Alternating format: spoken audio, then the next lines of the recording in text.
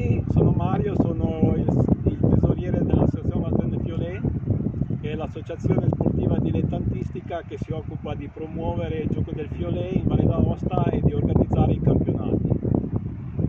Oggi vi spiegheremo un po' di storia e come si gioca al fiolet, qual è l'attrezzatura e così via. Il fiolet si praticava in Valle d'Aosta già alla fine del 1800, quindi lo giocavano i nostri bisnonni che si trovavano la domenica e passavano la domenica a sfidarsi tra di loro. Poi nel 1925 è iniziata la prima, diciamo, gara individuale un po' più strutturata e nel 1953 si sono riuniti degli appassionati e hanno formato un'associazione per poter organizzare dei campionati veri e propri.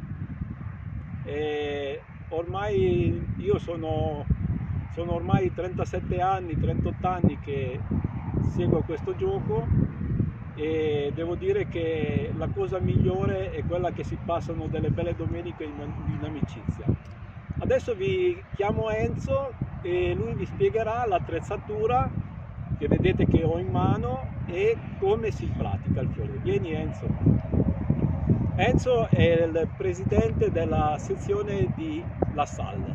Salve a tutti, io sono anche un giocatore di fiolet che fin da bambino ho iniziato a praticare questo sport, uno sport che ha avuto una grande evoluzione soprattutto nei materiali. In origine si giocava con un fiolet che ho recuperato ancora molto più grande rispetto ai fiolet attuali e non si giocava con questo attrezzo che poi vi spiegherò, ma bensì con un bastone che veniva in pratica posato su una pietra. Con questo bastone viene sollevato e colpito. Vi dicevo appunto che sono cambiati i materiali, adesso abbiamo i fiolet che sono in alluminio e questo attrezzo che noi la chiamiamo eima, che è composta da un manico e questo pezzo che si chiama maciocca. Questo pezzo chiamato maciocca è fatto in 2 o 3 fette di noce che viene anche pressato per renderla più performante.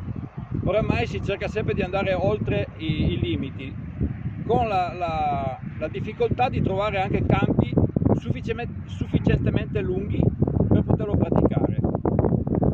Adesso vi faccio vedere come si posiziona il fiolet, che è questo attrezzo ovoidale, piatto sotto e con una rialzata per farlo sollevare dalla pietra. Noi lo posiamo sopra la pietra, con questo andiamo a colpire per farlo alzare in questo modo. Una volta che lui è alzato bisogna colpirlo.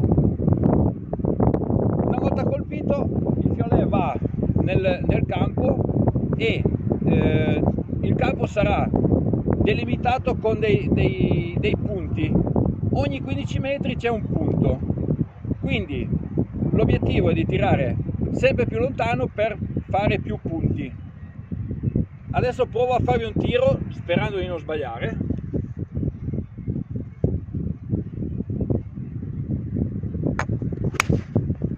Ecco, adesso vedete che il fiolet è andato giù. La difficoltà adesso è di ritrovarlo anche, perché sono molto piccoli. Poi qui abbiamo un terreno asciutto, quindi non ci sono problemi. Se invece andiamo in un terreno un po' più umido, per fortuna adesso abbiamo il cercametalli che ci facilita il ritrovamento del fiolet. Adesso vi faccio vedere. Adesso come funziona. vediamo Mario che ha il cercametalli, che quando sente il metallo ce lo segnala, perché molte volte sono addirittura piantati in terra e quindi non si vedono più. Qui non suona perché non c'è il fiolet, qui invece sì perché c'è il fiolet.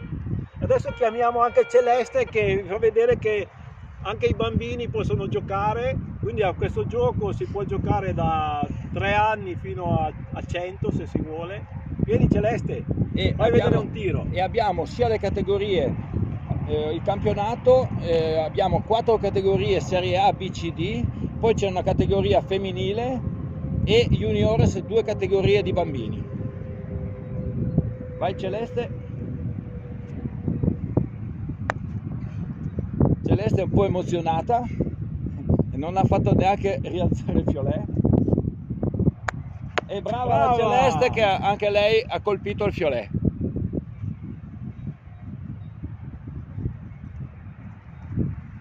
Il finale.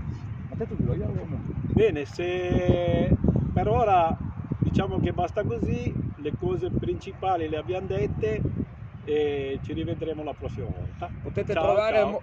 potete trovare molto materiale anche su internet con video e soprattutto anche sulla storia del fiolet ci sono dei bei articoli da leggere. Ciao ciao!